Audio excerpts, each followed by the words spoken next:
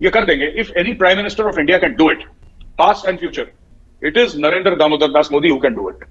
देखें, जब पाकिस्तान का कोई प्रधानमंत्री जाता है कहीं फॉरेन ट्रिप पे, तो प्रेस ये लिख रहा होता है कि भाई कितना पैसा लेके आएंगे, कितनी भीख लेके आएंगे। इंडिया क्या काम कर रहा है अपना कि वो दिन ब दिन जो है वो प्रोग्रेस कर रहा है, आगे बढ़ रहा है अपने मकासद के लिए, जबकि पाकिस्तान से एक काम कर रहा है 1947 से, वो है कंडेम करना। कि जर्मनी के डॉक्टर टोबियास लिंडनर कहते हैं कि no major global problem can be solved without India. Bharat के प्रधानमंत्री नरेंद्र मोदी का 3 दिवसीय यूरोप दौरा खत्म हो गया है। यूरोप की अपनी 3 दिवसीय यात्रा का समापन करते हुए प्रधानमंत्री नरेंद्र मोदी पेरिस में अपने अल्प प्रवास के बाद स्वदेश लौट चुके हैं। यूरोप दौरे के आखिर में पीएम मोदी ने पेरिस में फ्रांस के नव निर्वाचित राष्ट्रपति इमैनुअल मैक्रों से मुलाकात की। भारत फ्रांस रिश्तों के 70 साल पूरे होने और रणनीतिक भागीदारी के 24 साल पूरे होने के मौके पर ये मुलाकात हुई। दोनों देश इस मुलाकात से और करीब आए हैं। रक्षा,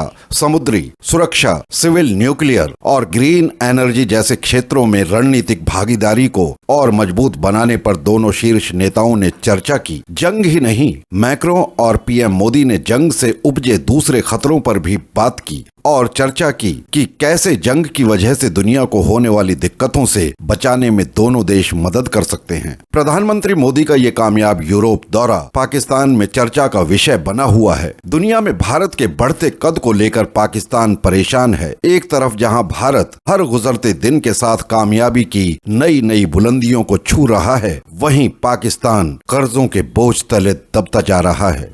आपका ये ख्याल रहा कि भारत को अब इंटरनेशनल स्टेज पे एक स्ट्रॉन्ग प्लेयर के तौर पर प्ले करना होगा, और मुझे लगता है कि भारत अब प्ले कर रहा है। तो आपको प्राइम मिनिस्टर नरेंद्र मोदी जी की भाषा और इससे पहले फॉरेन मिनिस्टर जयशंकर जी की जो भाषा रही, जो 2+2 मिनिस्ट्रियल डायलॉग हुआ था वॉशिंगटन में, तो वो जो आपकी इच्छा थी, आपको लगता है कि अब वो काम आगे जा रहा है? मुझे ऐसा लगता है कि एक तो प्राइम मिनिस्टर साहब की जो स्पीच थी मोदी जी की, जबरदस्त थी, इसमें कोई शक नहीं है। मोदी जी का ये कहना कि साहब ये जंग में कोई जीतेगा नहीं, there are no winners in this, मुझे ऐसा लगता है कि it was directed towards Russia. Russia militarily अभी भी सुपर पावर है, चाहे इकोनॉमिकली सुपर पावर ना हो, और चाइना इकोनॉमिक सुपर पावर है, चाहे वो मिलिट्री सुपर पावर ना हो। यूक्रेन तो कुछ भी नहीं है सर, इतना छोटा सा है।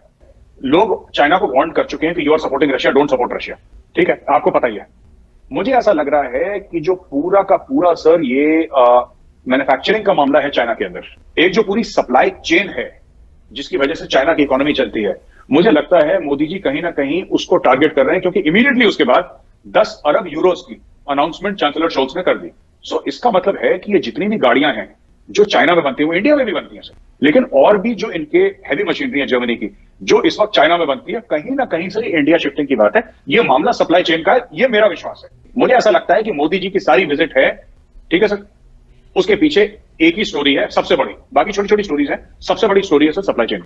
आई think this visit was specifically to move manufacturing from China to India, and he has been quite successful in this regard sir, he has been quite successful. समय लगेगा इस चीज में, ऐसा नहीं कि मोदी जी ने यूं कर दिया तो कल हो जाएगा, लेकिन ये कर देंगे। If any prime minister of India can do it, past and future, it is Narendra Damodar Das Modi who can do it.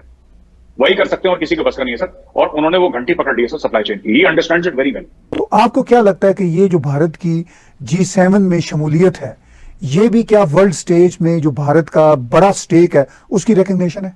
G7 ठीक है, प्राइमरली उसमें यूरोपियन कंट्रीज है, ये बात सच है। There can be no G7 without India.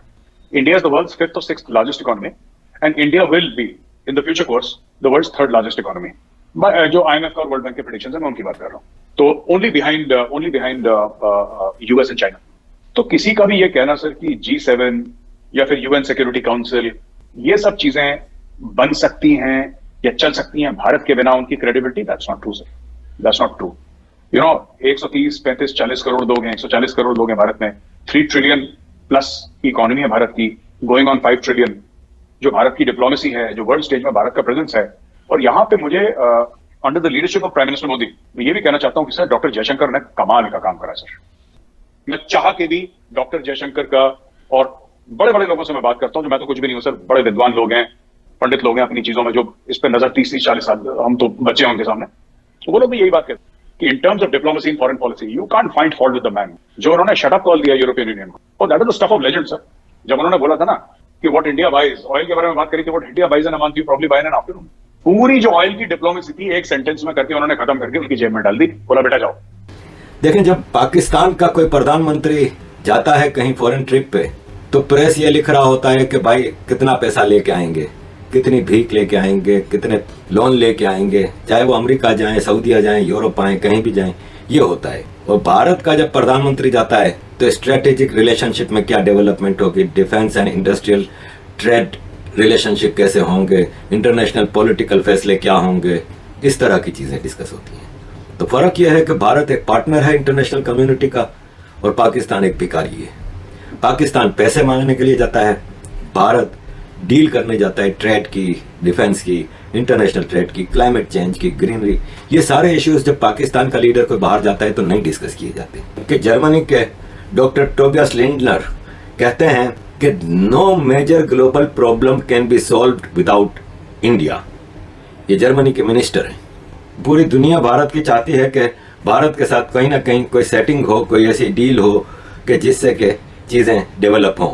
पिछले कुछ दिनों में, कुछ हफ्तों में England, Poland, Portugal, Luxembourg, Netherlands, Norway और बहुत सारे मुल्कों के leaders, ministers, foreign ministers, prime ministers, presidents ने भारत का दौरा किया है।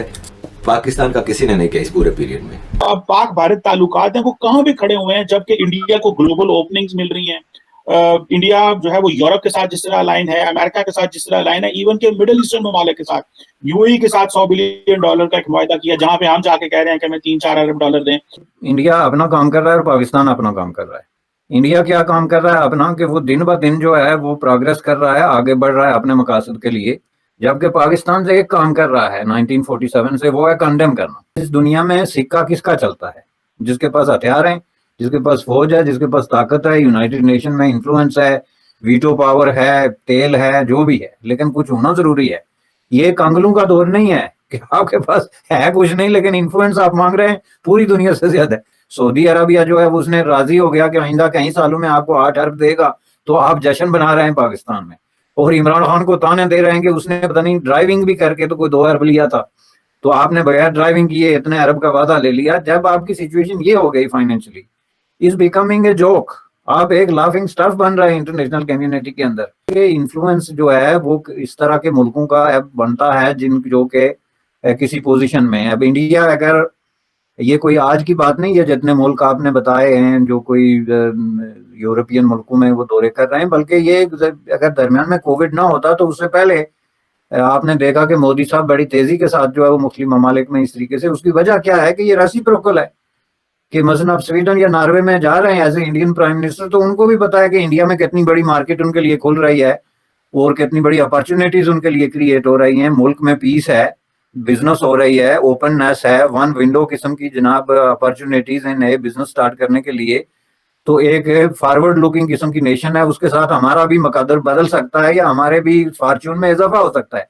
उसकी निस्बत जब आप पाकिस्तान की बात करते हैं तो एक डिप्रेसिंग किस्म की पिक्चर जो है, डार्क डिप्रेसिंग पिक्चर आती है कि नहीं जी वहां तो कानून ही ऐसे ऐसे हैं, एक परमिट एक बिजनेस खोलने के लिए 6 महीने चाहिए।